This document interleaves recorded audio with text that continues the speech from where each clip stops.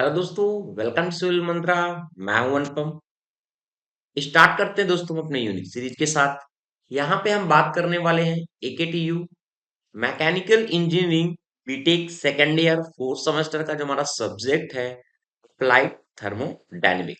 जो subject code क्या है दोस्तों, इसका सब्जेक्ट कोड क्या है, टीएमई 401 है, जो हमारा अपडेटेड सिलेबस है अप्लाइड थर्मोडायनेमिक का। यहाँ पे हम फर्स्टली बात करते हैं जो हमारा यूनिट 1 है उसका सिलेबस क्या है, और इसका जो यूनिट 1 है वो क्या हमारा है, इंट्रोडक्शन।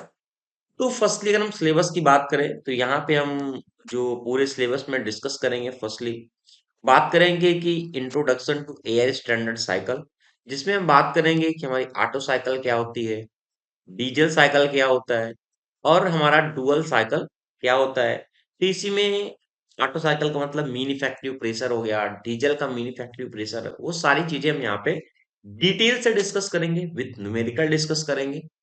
और फिर इसमें जो नेक्स्ट है जो ऐड किया गया है वो हमारा है इंट्रोडक्शन टू टर्बोचार्जर, टर्बोचार्जर का इंट्रोडक्शन, एंड ही सुपरचार्जर क्या होता है। तो ये दोस्तों हमारा क्या है, पूरा सिलेबस है यूनिट 1 का। तो यहाँ पे हम एक पूरे वीडियोस में सारी चीजें डिस्कस नहीं कर सकते, तो हम क्या करेंगे, इसको पार्ट वाइज डिस्कस करेंगे। तो यहाँ पे मैंने कंसिडर किया है कि हम पार्ट 1 में फर्स्टली क्या डिस्कस करने वाले हैं यूनिट 1 के पार्ट 1 में। तो यहाँ यूनिट 1 के पार्ट 1 में फर्स्टली जो टॉपिक यहाँ पे हम डिस्कस करेंगे, बात करेंगे ऑटो साइकिल के बारे में। ओके, कि ऑटो साइकिल का डेरिवेशन है कैसे, किस तरीके से, क्या डिटेल है उसका। सेकेंड हम बात करेंगे मीन इफेक्टिव प्रेशर के बारे में, जो अक्सर दोस्तों 10 नंबर में सारे क्वेश्चन आपको पूछे जाते हैं। ओके, और फिर नेक्स्ट हम बात करेंगे इंपॉर्टेंट क्वेश्चन, न्यूमेरिकल क्वेश्चन, जो ऑटो साइकिल पर हमारे बेस्ड हैं और कई बार एग्जाम में अक्सर दोस्तों पूछा जाता है। तो इस टॉपिक को आगे बढ़ाने से पहले साथियों मैं आपको थोड़ा सा रोकना चाहूंगा और आपको बताना चाहूंगा जो खास ऑफर चल रहा है हमारे यूनिक सीरीज प्लेटफॉर्म पर, वो मैं आपको बताना चाहूंगा साथियों। अभी आप यदि बंडल डील में जाकर के आप इनरोल करते हो तो वहाँ पे आपको 30% का ऑफ मिल जाएगा साथियों। कितने का? 30% अराउंड। जो अभी आपको इसमें भी आपको 5 सब्जेक्ट मिलेंगे। कितने?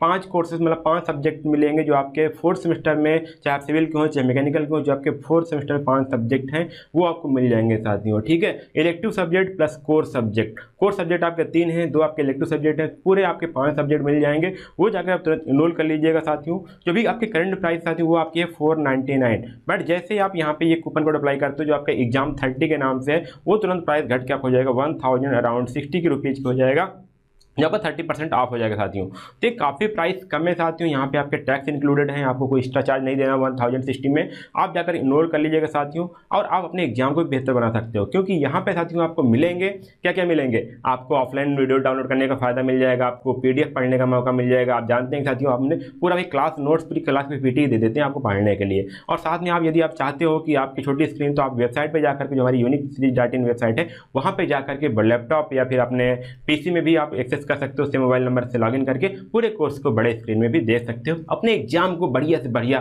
तैयारी कर सकते हो। तो अभी जाइएगा यूनिक सीरीज का ऐप डाउनलोड करिएगा प्ले स्टोर से, अपने नीचे डिस्क्रिप्शन बॉक्स में मैं लिंक दे दिया हूँ, वहाँ से डाउनलोड कर लीजिएगा साथियों। अच्छा हाँ, कभी भी स्टूडेंट बोलते हैं सर मैं तो यहाँ पे सिर्फ एक सब्जेक्ट लेना चाहता हूँ, तब क्या कोई ऑफर है क्या? तो साथियों मैं उनके लिए बताना चाहूँगा, हाँ बिल्कुल ऑफर है। सिर्फ आपको करना क्या है, यहाँ पे जाइएगा, आपको यहाँ पे 150 रुपीज़ पर सब्जेक्ट यहाँ पे आपको मिल जाएगा। हर एक सब्जेक्ट पर 150 रुपीज़ ऑफ है। जाइएगा, इनरोल करिएगा। आपको कूपन कोड इनरोल करना है साथियों, वो आपको कूपन कोड डालना है आपको एग्जाम 150। जी हाँ, 150। जैसे आपके कूपन कोड अप्लाई करोगे उस सब्जेक्ट का 150 रुपीज़ ऑफ हो जाएगा।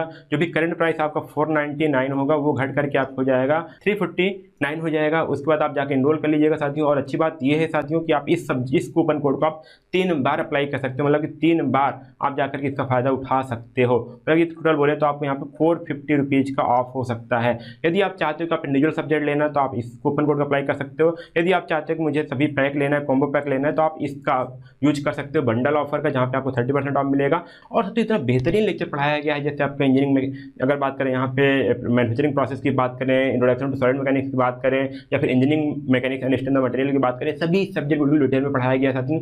आपका कोई भी क्वेश्चन छूटने नहीं पाएगा। यदि आपको विश्वास ना हो साथियों तो आप अपने सीनियर से पूछ लीजिएगा, जो भी इस प्लेटफॉर्म से पढ़े हैं वो जानते हैं साथियों कि यहाँ से पढ़े हुए कितने क्वेश्चन वो स्टूडेंट अटेम्प्ट कर, आपके सीनियर अटेम्प्ट कर पाते हैं और कितना बढ़िया से एग्जाम दे के आते हैं। तो आप उनसे भी राय ले लीजिएगा। बाकी आप अभी जाइए तुरंत सुनील मंत्रा का ऐप डाउनलोड कर लीजिए और वहाँ पे जा करके अपने कोर्सेज को इनरोल कर लीजिए जितना जल्द हो पाए। ठीक है, तो अब बस आज इतना ही था साथियों, अब चलते हैं अपने टॉपिक को कंटिन्यू करते हैं और पढ़ते हैं आगे। हम इसे किस तरीके से सॉल्व करेंगे। अगर हम बात करें ऑटो साइकिल की, तो कुछ टर्म है कि हमारा ऑटो साइकिल किस बेस पे काम करता है।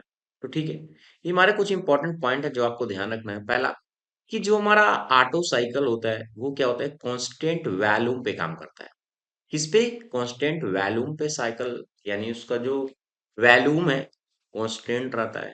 और जो हमारा ऑटो साइकिल है मेनली किस पे यूज करते हैं, पेट्रोल इंजन के लिए यूज करते हैं। किसके लिए यूज करते हैं? पेट्रोल इंजन के लिए यूज करते हैं। ये कॉम्पिटिटिव एग्जाम में भी इस तरीके से क्वेश्चन पूछा जाता है कि ऑटो साइकिल किस पे बेस्ड होता है, तो आपको बताना है कि कांस्टेंट वॉल्यूम पे बेस्ड होता है।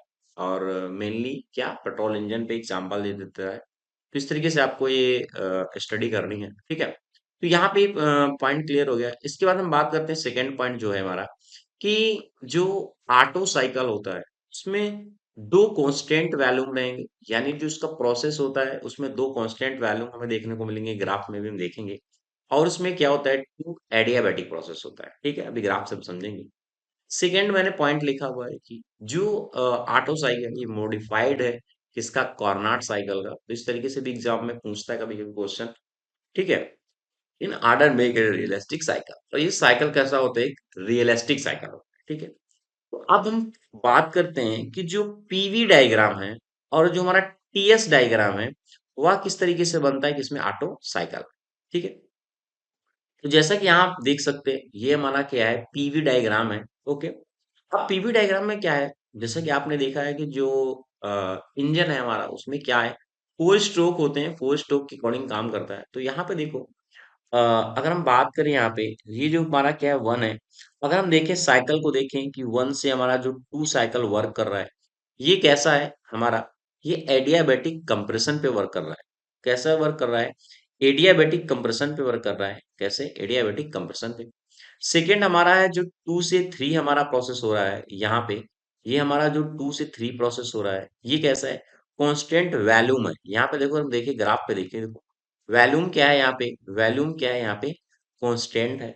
ओके, बट यहाँ पे क्या है, ये constant volume heat addition process है, जहां पे हीट क्या हो रही है, जहां पे हीट क्या हो रही है, यहाँ पे ऐड हो रही है। ठीक है, फिर हमारा आता है थर्ड टू फोर, हमारा जो साइकिल वर्क कर रहा है ये थर्ड टू फोर, ये क्या है, ये एडियाबैटिक एक्सपेंशन साइकिल है। ठीक है, क्या है, ये एडियाबैटिक एक्सपेंशन साइकिल है। और फोर टू जब हम वन आते हैं, ये क्या है, कांस्टेंट वॉल्यूम साइकिल है। फिर यहाँ पे कांस्टेंट वॉल्यूम साइकिल है, बट यहाँ पे जो हमारी हीट है वो क्या हो रही है, रिजेक्ट हो रही है। ठीक, सेम यहाँ पे भी है। जो हमारा, अगर हम टीएस डायग्राम देखते हैं, ये हमारा टी है, ये हमारा एस है, जहां पे टी क्या है, टेम्परेचर है, एस क्या है, हमारी एक तरीके से क्या है, एंट्रोपी है। ओके, तो यहाँ पे वन से जो हमारा टू वर्क कर रहा है साइकिल, यहाँ पे देखो ये वन से जो टू हमारा साइकिल वर्क कर रहा है, ये बताता है एडियाबैटिक कंप्रेशन के लिए। और यहाँ पे जो टू से थ्री है, ये बताता है कांस्टेंट वॉल्यूम के लिए। अब आप सोच रहे हैं कि ग्राफ ऐसा क्यों दिख रहा है, ऐसा ग्राफ नहीं दिख रहा है, क्योंकि ये जो हम जो साइकिल बना रहा है ये एक्चुअल साइकिल है, तो एक्चुअल हमारा पॉसिबल नहीं हो पाता। बट ये क्या है, कांस्टेंट वॉल्यूम साइकिल होता है। और जो हमारा थ्री टू फोर है, वो हमारा क्या है, थ्री टू फोर हमारा क्या है, एडियाबैटिक एक्सपेंशन साइकिल होता है। और जो हमारा फोर टू वन है, वो कैसा है, यहाँ पे हीट रिएक्शन है यहाँ पे, यानी कांस्टेंट वॉल्यूम से हमारी हीट क्या हो रही है, यहाँ पे रिजेक्ट हो रही है। ठीक है, तो आपको प्रोसेस समझ में आ गया होगा कि जो हमारा थर्मोडायनेमिक साइकिल में, ऑटो साइकिल में कितने प्रोसेस होते हैं, चार प्रोसेस होते हैं। जिसमें जो हमारा टू प्रोसेस है वो कैसा है, कांस्टेंट वॉल्यूम पे है। और हमारा जो टू प्रोसेस है वो कैसा है, एडियाबेटिक प्रोसेस है। ओके, इतनी बात आपको ध्यान में रखनी है। अब हम बात करते हैं इसके डेरिवेशन के, कि हम इसका डेरिवेशन किस तरीके से समझ सकते हैं। ठीक है, हमें मेन यहाँ पे मोटिव क्या है, हमें कि हमें फाइंड करना है कि थर्मल इफिशियंसी क्या होती है। अगर हमें कोई भी थर्मल इफिशियंसी निकालने है तो हमें पता होना चाहिए कि उसका नेट वर्क डन कितना है, टोटल वर्क डन कितना है, और उसका हीट इनपुट कितना है। ठीक है, यही होता है ना। क्या होता है, अगर हम किसी भी चीज की इफिशियंसी को निकालना चाहें तो भैया हमें फाइनल आउटपुट कितना मिला, हमें फाइनल आउटपुट कितना मिला और हमने इनपुट कितना दिया। तो वही हमारा यहाँ पे टर्म है इफिशियंसी के उसमें, कि वर्क डन हमने कितना किया वर्क डन, और हमें हीट इनपुट कितना दिया है, इस सिस्टम को हमने हीट कितना दिया है। पहले हम फाइंड कर लेते हैं कि हमने हीट इनपुट कितना दिया हुआ है, ठीक है, या फिर हम फाइंड कर लेते हैं वर्क डन कितना है। तो वर्क डन अगर हम बात करें कि वर्क डन को हम किस तरीके से कैलकुलेट करते हैं, तो वर्क डन क्या होता है कि हमने हीट कितना ऐड किया और हमारी हीट कितनी रिजेक्ट हो रही है। यहाँ पे देखो ग्राफ पे, ये आपको ग्राफ दिख रहा होगा, यहाँ पे देखो, यहाँ पे क्यू ऐड हो रहा है और यहाँ पे क्या है, क्यू रिजेक्ट हो रहा है। तो हीट ऐड कहाँ हो रही है, दो, यानी 2 से 3 प्रोसेस में, और रिजेक्ट कहाँ हो रही है, 4 to 1 प्रोसेस में। तो ठीक है भाई, हम बात करते हैं फर्स्टली 2 से 3 प्रोसेस के लिए, जहां पे क्या है, हीट एडिशन प्रोसेस है। Heat is added during at a constant volume. Heat हमारी किस तरीके कांस्टेंट वैल्यूम पे ऐड हो रही है। आपको पता है जो basic formula Q equal to क्या होता है, एम, ठीक है, M C V delta T होता है, ठीक है। ये होता है अगर हमें हीट को फाइंड करना है तो कितनी हीट ऐड हो रही है। तो वही हमने लिखा है क्यू इन हमारी कितनी हो रही है, यहाँ पे एम सी वी टेम्परेचर कितना है, ये हमारा कितना है, T3 है, ये हमारा कितना है, T2 है, ठीक है। तो यहाँ पे कितना हो गया, T3 - T2, ओके। तो यहाँ पे कितना हो गया, T3 और T2, यहाँ पे देखो, क्योंकि हमने जब टी फाई डायग्राम बनाया हुआ है, टी और ये फाई है, एंट्रोपी है, तो यहाँ पे देखो इस तरीके से हम देखें, यहाँ पे ये T3 है और यहाँ पे कितना है, ये हमारा क्या है, T3 है, और ये हमारा क्या है, T2 है। तो ये हमारा क्या हो गया, T3 हो गया, और ये हमारा क्या हो गया, T2 हो गया, ओके। तो ये हो गया। अगर हम 4 to 1 बात करते हैं, यहाँ पे देखो 4 to 1, ये हमारा क्या है, 4 है, और ये हमारा क्या है, 1 है, तो यहाँ पे हो जाएगा T4 हो जाएगा, और यहाँ पे हो जाएगा T1 हो जाएगा। तो यहाँ पे क्या हो रही है, हमारा हीट रिजेक्ट हो रहा है। तो हम बात करते हैं यहाँ पे कि जो हमारी हीट है वह कितनी रिजेक्ट हो रही है, 4 to 1 प्रोसेस में। तुम्हारा एक ऐसा प्रोसेस है, हीट रिजेक्शन प्रोसेस है, जहाँ पे हीट क्या हो रही है, हमारी रिजेक्ट हो रही है एट ए कॉन्स्टेंट वैल्यूम पे। तो अगर हम क्यू आउट की बात करें, तुम्हारा कितना निकलेगा, M C we T4 - T1, okay. इतनी बात आपको समझ में आ गई होगी, और ऐसे ही दोस्तों आपको डेरिवेशन एग्जाम में करना भी है, ठीक है। अब नेक्स्ट हम बात करते हैं कि हम इफिशियंसी को कैसे कैलकुलेट करेंगे। इफिशियंसी को कैसे कैलकुलेट करेंगे, तो वर्क डन, और क्या होता है, हीट इनपुट। तो वर्क डन क्या है, कितना हमारी हीट ऐड हुआ, कितना रिजेक्ट हुआ। तो ये हमारा निकल गया है finally, MCV T3 - T2 and minus MCV T4 - T1। ये हमारा क्या हुआ, वर्क डन। और हीट इनपुट कितनी हो रही थी, T3 से T2 हो रहा था। तो यहाँ पे एमसीवी और एमसीवी और ये एमसीवी क्या हो, कैंसिल हो जाएगा। यहाँ पे बचेगा हमारा क्या, बचेगा हमारा T3 - T2 and T4 - T1। फिर यहाँ पे देखो, यहाँ पे कितना मिलेगा हमें, T3 - T2 मिलेगा, ओके। अब यहाँ पे T3 - T2 और T3 - T2 सेम है, तो यहाँ पे कैंसिल आउट हो जाएगा। यहाँ पे 1 मिलेगा, ये मिलेगा T4 - T1 upon T3 - T2, okay. ये हमारा टेम्परेचर के टर्म है। बट अभी हमें चाहिए क्या, रेशियो के टर्म में चाहिए, फाइनली आंसर चाहिए। तो हमने बात किया था अभी कि हमारा जो 1 से 2 प्रोसेस है, जो यहाँ पे डायग्राम में देखो मैंने बात किया था ना यहाँ पे, कि यहाँ पे टू एडियाबेटिक प्रोसेस हो रहा है। कैसा हो रहा है, यहाँ पे टू एडियाबेटिक प्रोसेस हो रहा है। अब जब ये टू एडियाबेटिक प्रोसेस हो रहा है, तो उसके बारे में बात करते हैं कि हमारा जो 1 से 2 प्रोसेस है, 3 to 4 प्रोसेस है, कैसा, 1 से 2 जो प्रोसेस है और 3 to 4 है, वो कैसा है, आइसेपेटिक, आइसेंट्रोपिक, सॉरी, आइसेंट्रोपिक हमारा कंप्रेशन है, ठीक है। और एक जगह हमारा क्या है, आइसेट्रोपिक एक्सपेंशन प्रोसेस है। तो बात करते हैं कि 1 से 2 के लिए और 3 to 4 के लिए अगर एडियाबैटिक प्रोसेस है तो क्या हो। तो हमें भैया, क्योंकि हमें यहाँ पे चाहिए क्या, एक रिलेशन फाइंड करना है, T3 और T2 यहाँ से अगर हम फाइंड कर लें T3 और T2 को, तो फॉर अगर परफेक्ट गैस के अकॉर्डिंग देखते हैं, तो यहाँ पे T2 अपान T1, इस ग्राफ की बात करते हैं। हाँ, 1 से 2 के लिए यहाँ पे देखो, यहाँ पे मैं इसको पहले इरेज कर देता हूँ ताकि आपको थोड़ा सा यहाँ पे समझा पाऊँ अगेन। तो यहाँ पे एक चीज आप देखना, अब देखो, अगर हम बात करते हैं यहाँ पे,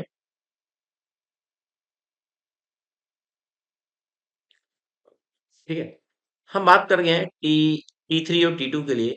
तो कैसा प्रोसेस है, T2 और T1 के लिए हमारा क्या, आइसेंट्रोपिक प्रोसेस है। कैसा प्रोसेस, आइसेंट्रोपिक प्रोसेस है, ठीक है। तो यहाँ पे देखो, 1 से 2 के लिए बात करते हैं, 1 से 2 के लिए, ठीक है, 1 से 2 के लिए। अब बात करते हैं 3 to 4 के लिए, जो हमारा आइसेंट्रोपिक एक्सपेंशन प्रोसेस है। ओके, तो यहाँ पर रिलेशन क्या आया हमारा निकल के, T2 अपान T1 इक्वल V1 अपान V2, और रिलेशन क्या होता है गामा माइनस 1। ओके, तो यहाँ पे T2 अपान T1, अब V1 और जो हमारा V2 है वो क्या होता है, कंप्रेशन रेशियो होता है।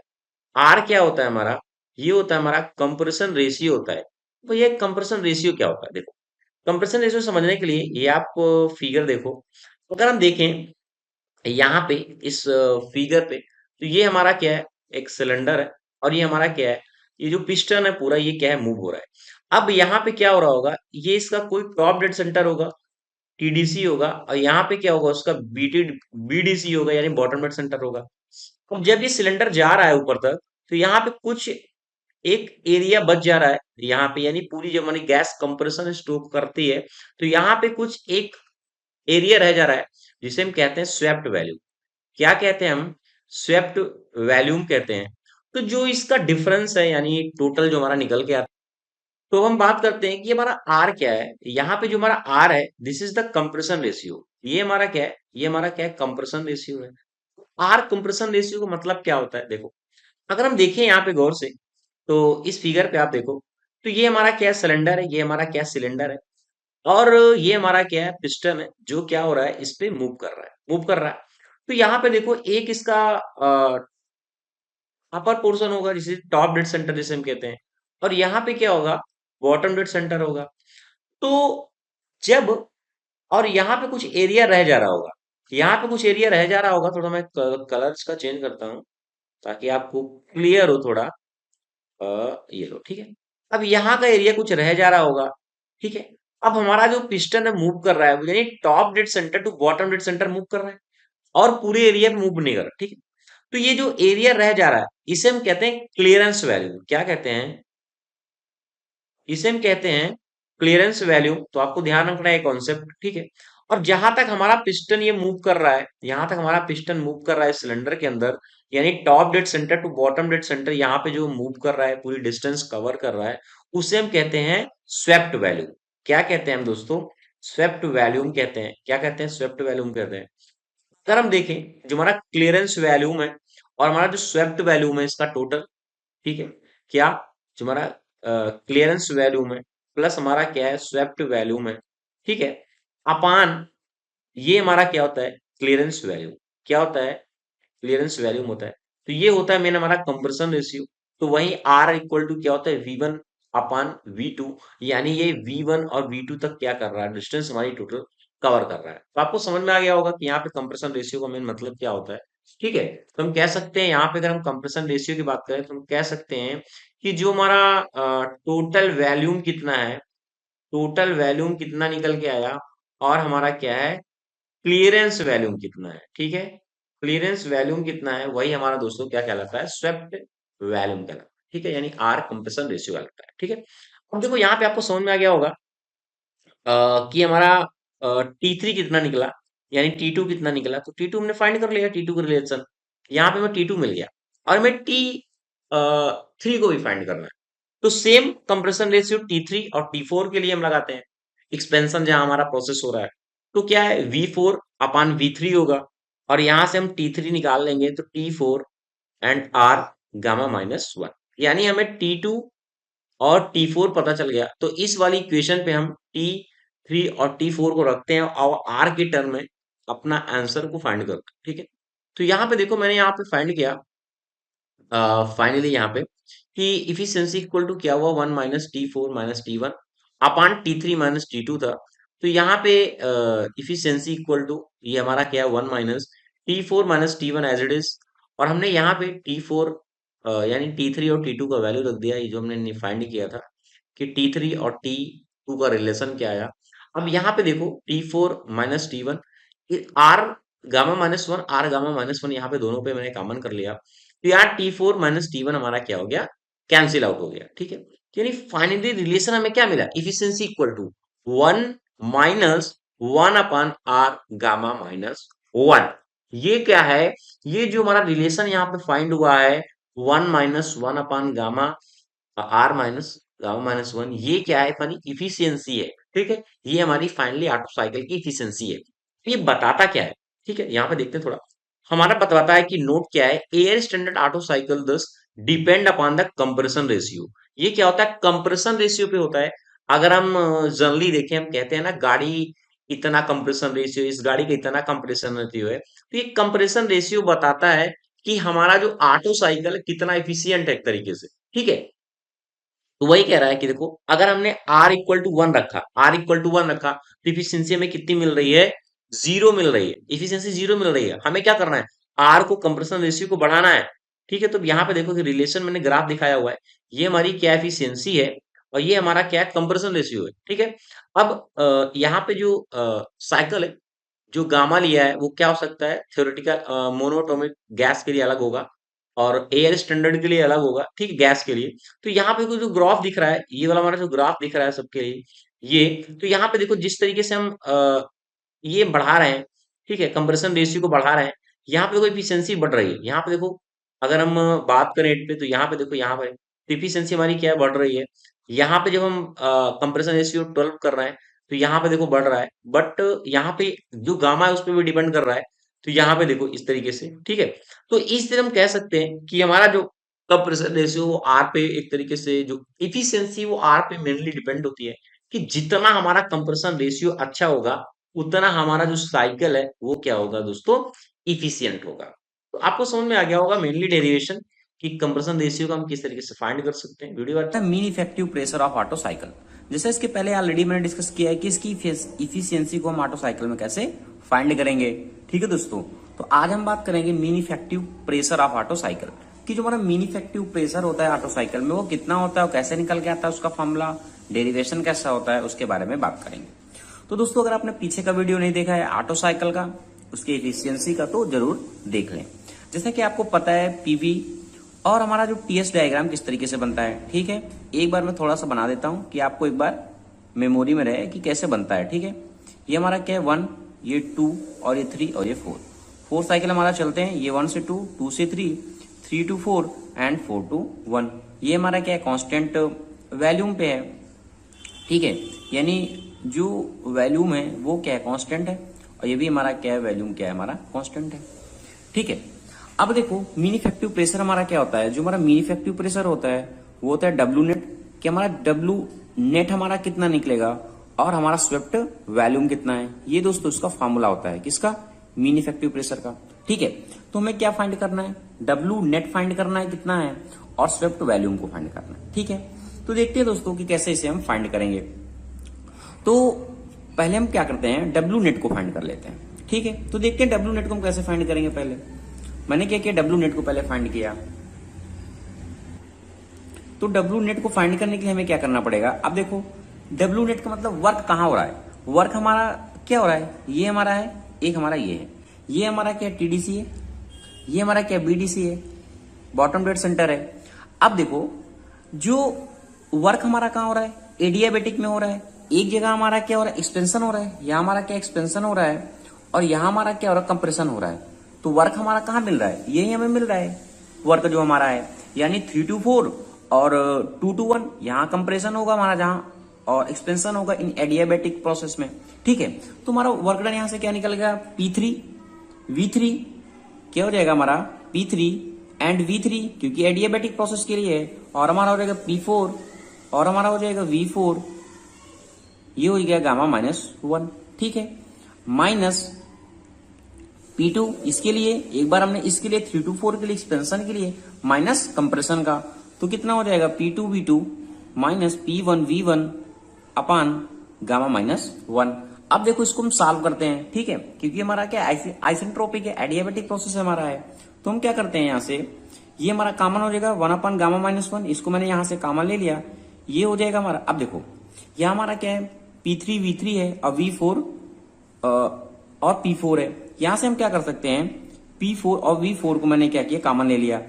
अब देखो यहां से हमारा क्या बचेगा, P3 बचेगा, V3 बचेगा, और हमारा हो जाएगा P4 V4 -1। ये दोस्तों आपकी बुक में दिया है, बट डायरेक्ट लिख दिया है कुछ स्टेप, इसलिए मैं आपको एक एक करके इजिली बता रहा हूं कि अगर आपके एग्जाम में आता है तो आप इजिली कर सकते हैं। ठीक है, ये यहां तक हो गया। अब हमें यहाँ क्या करना है, यहां क्या करते हैं, P1 और V1 को कॉमन ले लेते हैं। P1 को और V1 को मैंने कॉमन ले लिया, तो यहां से क्या हो जाएगा V2 और ये हो जाएगा P2 P1 V1 -1। ठीक है, यहां तक कोई किसी को कोई प्रॉब्लम नहीं समझ में आएगा। यहां तक बिल्कुल इजी है। एक एक स्टेप हमें क्या करना है, ध्यान से करना है। अब देखो, अब एक चीज आपने देखा है, अब देखो यहां की कंडीशन में ये क्या है, एज ए कांस्टेंट वैल्यू में, जब कांस्टेंट वैल्यू में तो यहां जो हमारा V1 है वो V4 के बराबर है ये चीज, और यहां V2 और V3 के बराबर है। अब देखो यहां भी V1 है और यहां क्या है हमारा V4 है। इन दोनों में हम क्या कर सकते हैं, कॉमन ले सकते हैं। इन दोनों में हम V1 को मैंने कॉमन ले लिया, V1 को मैंने एक तरीके से कॉमन ले लिया। ठीक है, जब मैंने V1 को कॉमन लिया तो यहां कितना बचेगा, P4 बचेगा। अब देखो जो हमारा कंप्रेशन रेशियो है, compression ratio R equal to हमारा कितना हो जाएगा, V1 और V2, और यहां कितना है, V4 V3 है, V4 और V3 है।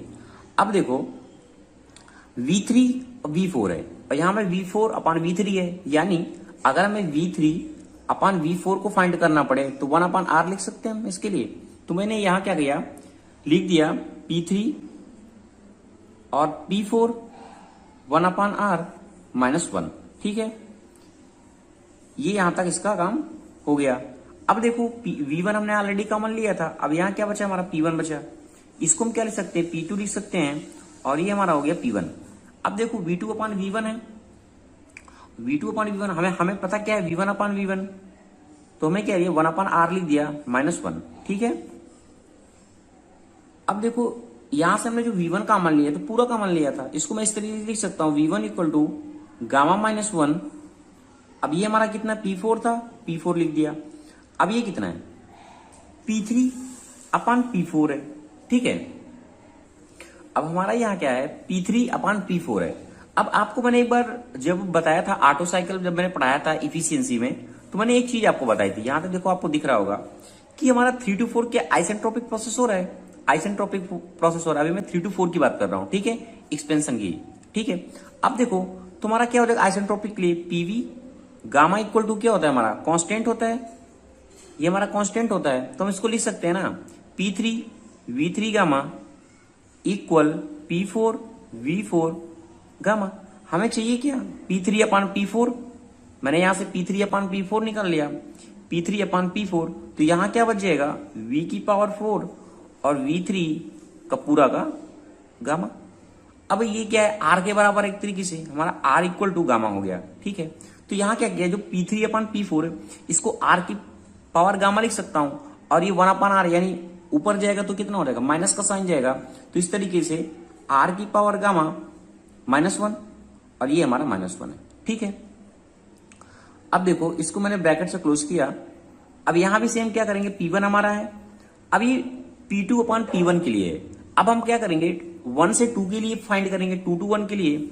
इसी तरीके से 2 to 1 के लिए हमारा आइसेंट्रोपिक प्रोसेस है, हमारा कितना हो जाएगा, P2 and V2 gamma equal to P1 V1, और ये हो गया हमारा गामा। ठीक है, इसके पहले भी ये चीजें मैंने बताई थी आपको। अब ये हो गया P2 and P1 equal to V1 और V2 की पावर गामा। ठीक है, और इसको हम क्या R के बराबर लिख सकते हैं, R इक्वल टू R की पावर गामा। ठीक है, अब यहां क्या हो गया, P2 अपान P1 है, P2 अपान P1 है, R की पावर गामा हो गया, ये 1 अपान R है, -1। ठीक है, ये हमें यहां से फाइंड हो गया। अब देखो ये हमारा क्या है, V1 है।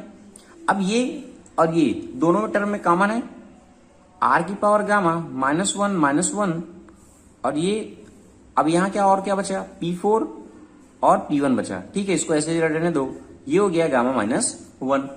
दोस्तों वीडियो को स्टार्ट आगे बढ़ाने से पहले दोस्तों आपसे रिक्वेस्ट है, अगर आप चैनल पे नए हैं तो चैनल को जरूर सब्सक्राइब कर लें। तो देखो दोस्तों यहां तक आपको कोई प्रॉब्लम नहीं है, यहां तक आपकी सारी वैल्यू को फाइंड हो गया है। अब हम क्या करते हैं, एक एक स्टेप दोस्तों ध्यान से देखिएगा, आपको कोई भी डाउट नहीं होगा, और ये अगर डेरिवेशन आपके एग्जाम में आता है तो आप इजिली कर सकते हैं। अब देखो यहाँ क्या करना है, हमें यहाँ से P1 को कॉमन लेना है, तो ये क्या हो जाएगा, V1, और ये हमारा हो जाएगा P1, R की पावर गामा -1, ये -1 है, ये 1। ठीक है, तो यहाँ क्या हो जाएगा, P4 अपान कितना बचेगा, P1 बचेगा, और ये हो गया -1। ठीक है, और ये हो गया हमारा गामा -1।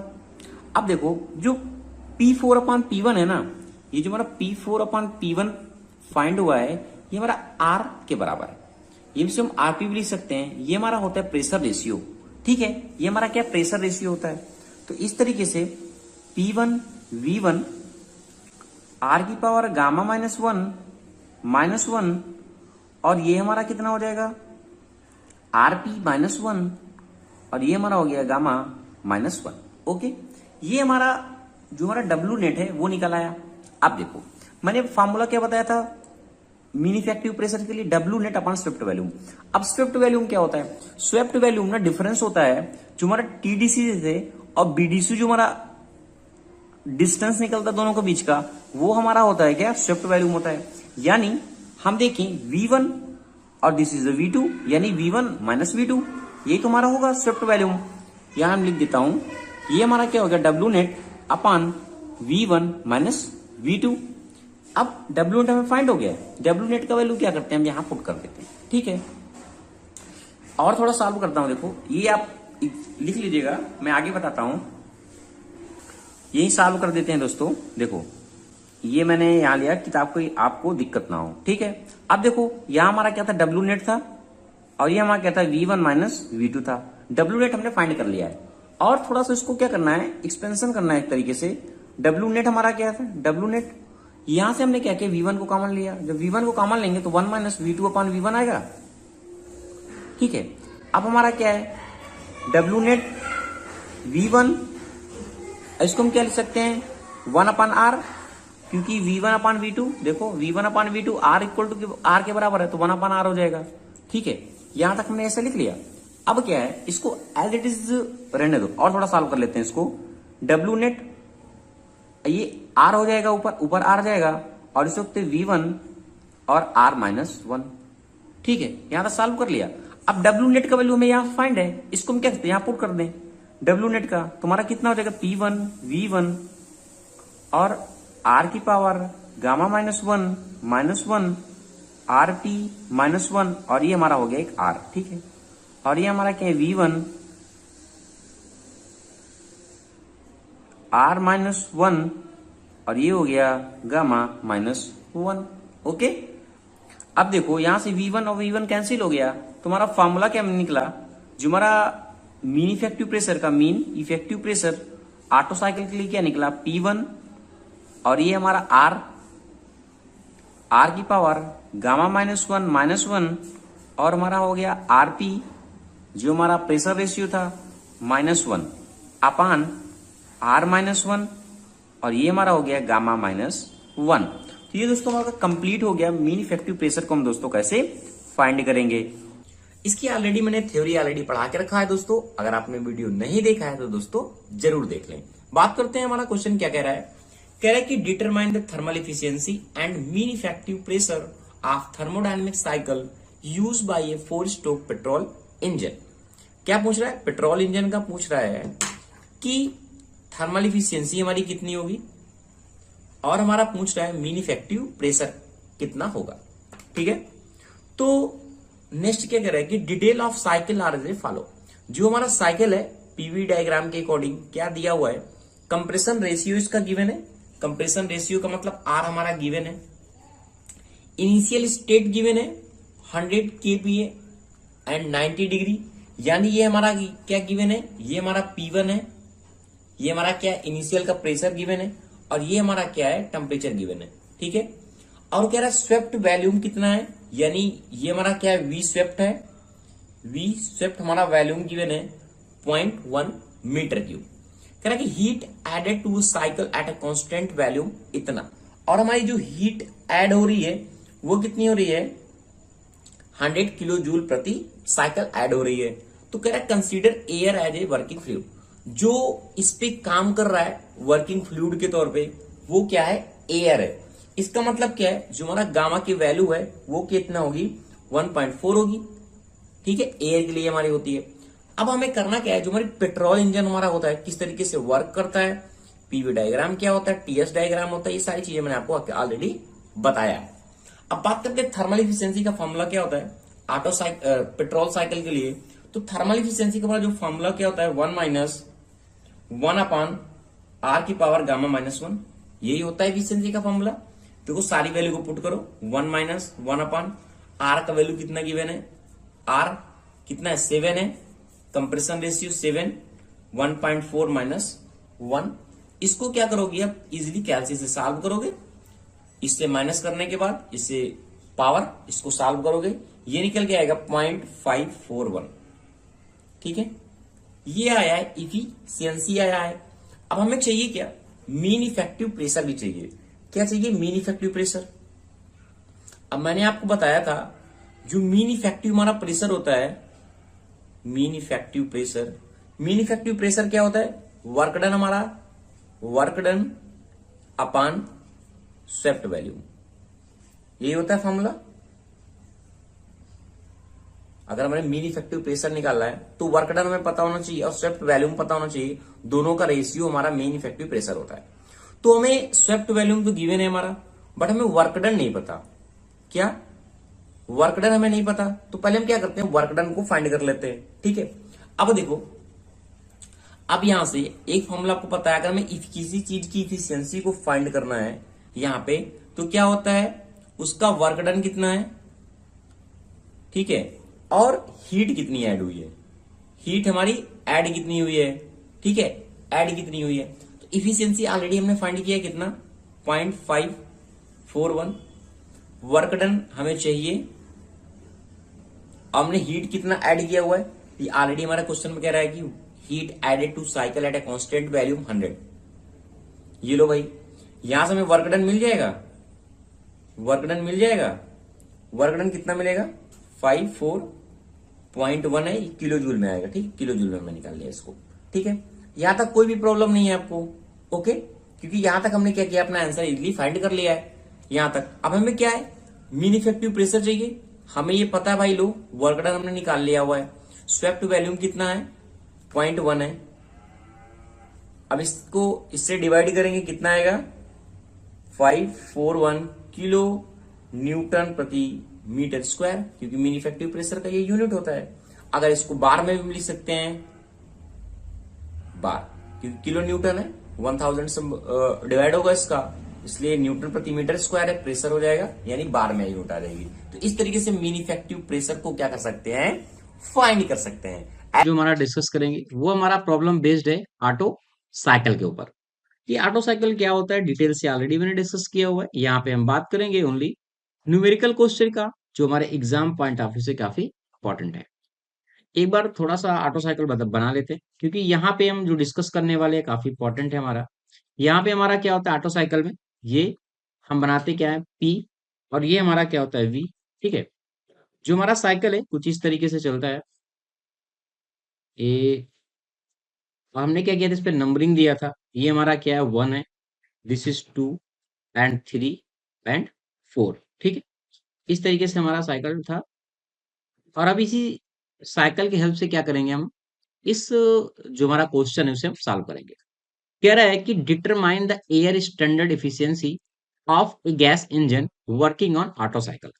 ये हमारा जो साइकिल किस तरीके से वर्क कर रहा है, ऑटो साइकिल पे वर्क कर रहा है, और कह रहा है कि हमें क्या करना है, डिटरमाइन करना है क्या, इफिशियंसी को। ठीक है, अब इफिशियंसी का फॉर्मूला मैंने क्या बताया था ऑटो साइकिल के लिए, 1 माइनस 1 अपान आर, और यहाँ पे मैंने बताया था y माइनस 1 या गामा माइनस 1। ठीक है, ये फॉर्मूला बताया था। अब यहाँ पे हमें क्या क्या गिवन है, कह रहा है कि if the diameter of the cylinder is 100 mm, हमें डायमीटर गिवन है कितना है, 100 mm है। ठीक है, और कह रहा है length of the stroke of piston is 150। जो लेंथ है मैंने एल मान लिया, कितना गिवन है 150 mm हमारा गिवन है। इसको मैं सेंटीमीटर में चेंज कर ले रहा हूँ, ये कितना हो जाएगा 10 सेंटीमीटर हो जाएगा, और इसको भी मैं अगर चेंज करूंगा तो ये कितना हो जाएगा 15 सेंटीमीटर हो जाएगा। ठीक है, तो कह रहा है कि the clearance volume of a cylinder is 250।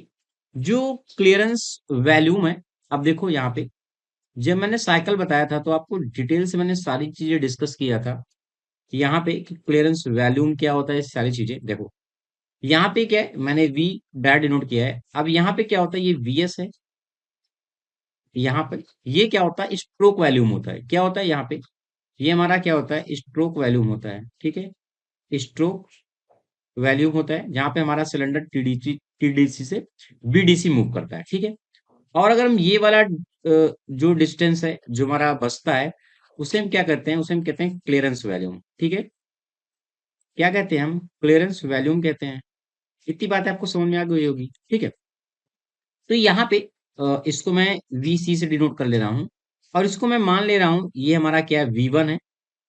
यहाँ तक समझने के लिए मैंने वी1 इंडिकेट कर लिया, और इसको मैं क्या कर ले रहा हूँ, वी2 इंडिकेट कर ले रहा हूँ, ठीक है। तो आपको यहाँ समझ में आ गया। तो यानी कहने का मतलब जो हमारा वीसी है, जो हमारा क्लियरेंस वैल्यूम है, वह कितना गिवन है, 250 सेंटीमीटर पर क्यूब गिवन है, ठीक है। अब ये सेंटीमीटर में सेंटीमीटर कोई गिवन है, दिक्कत नहीं है।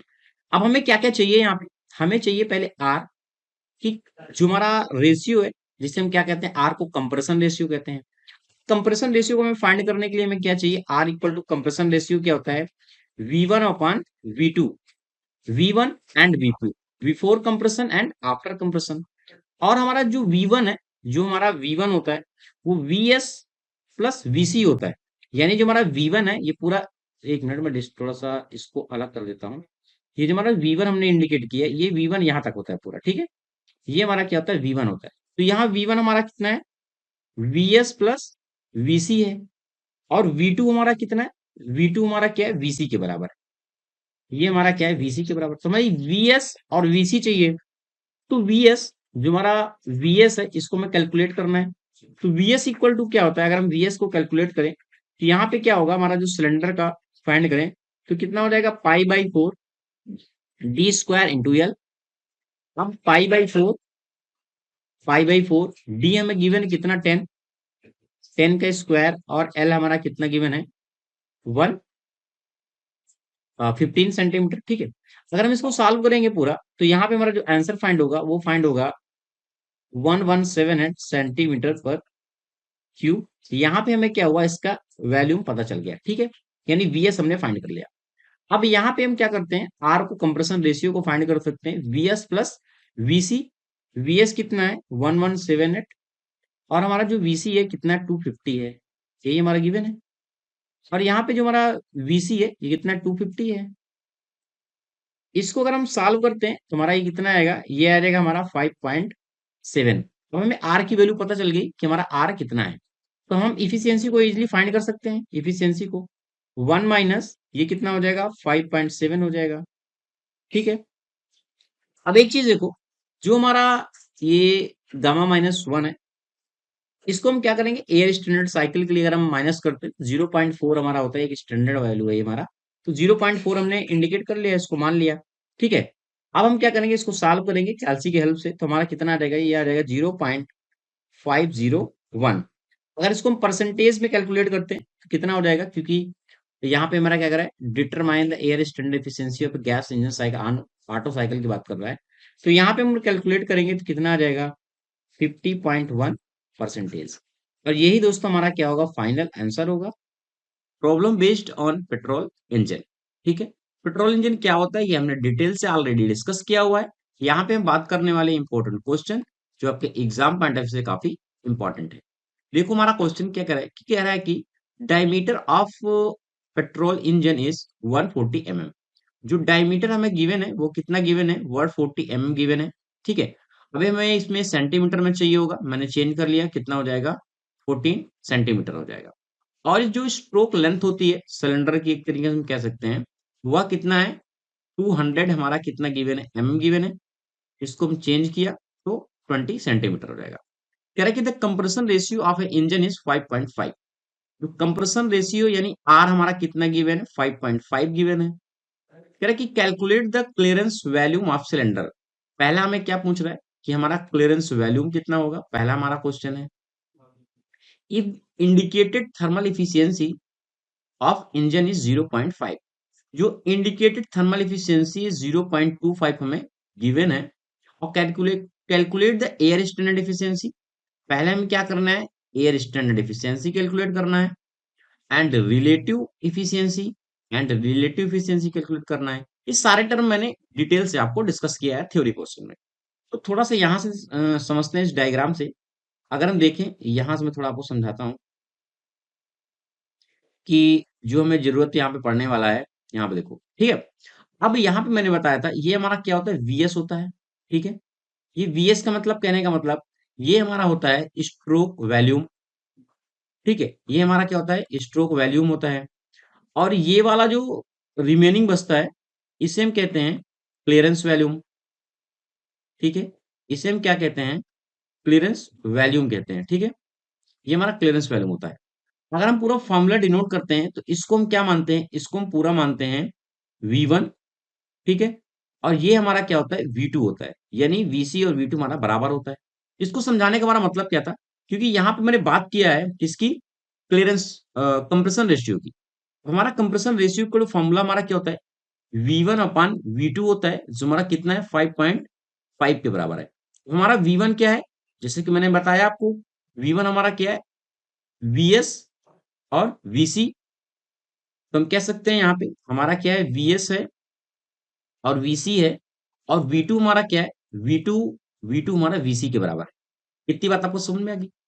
अब हमें जो हमारा VS है इसे हम कैलकुलेट कर सकते हैं, क्योंकि ये क्या है, हमारा वॉल्यूम है, ठीक है, स्ट्रोक वॉल्यूम है। स्ट्रोक वॉल्यूम को कैलकुलेट करने के लिए हम क्या करेंगे, ये हमारा फॉर्मूला होता है π/4 डी स्क्वायर इंटू एल, ठीक है। π/4 डी स्क्वायर हमारा कितना हो जाएगा, 14 का स्क्वायर हो जाएगा, और एल हमारा 20 है। इसको हम कैलकुलेट कर लेंगे तो हमारा इतना फाइंड हो जाएगा। ये आप कैलकुलेट करना सेंटीमीटर पर क्यूब, यानी हमें वी एस मिल गया, ठीक है। हमें क्या चाहिए, वीसी, वीसी चाहिए, तो हम सारी वैल्यू को यहाँ पे क्या कर सकते हैं, पुट कर सकते हैं। अब हमें वीएस मिल गया है, वीएस पुट कर दो, 3077.2 प्लस वीसी अपान वीसी। अब इसको सॉल्व करेंगे इस इक्वेशन को, वीसी हमें इजिली यहां से फाइंड हो जाएगा। जो हमारा वीसी यहाँ पे फाइंड होगा वह कितना होगा, 683.82 सेंटीमीटर पर क्यूब। एक आंसर हमें यहां से मिल गया कि हमें वीसी कैलकुलेट हो गया। ये क्वेश्चन दोस्तों आप करते रहिएगा, क्योंकि आपके एग्जाम पॉइंट से 10 नंबर के ये क्वेश्चन आते हैं, इस तरीके के क्वेश्चन, तो आप इजिली सॉल्व कर पाएंगे।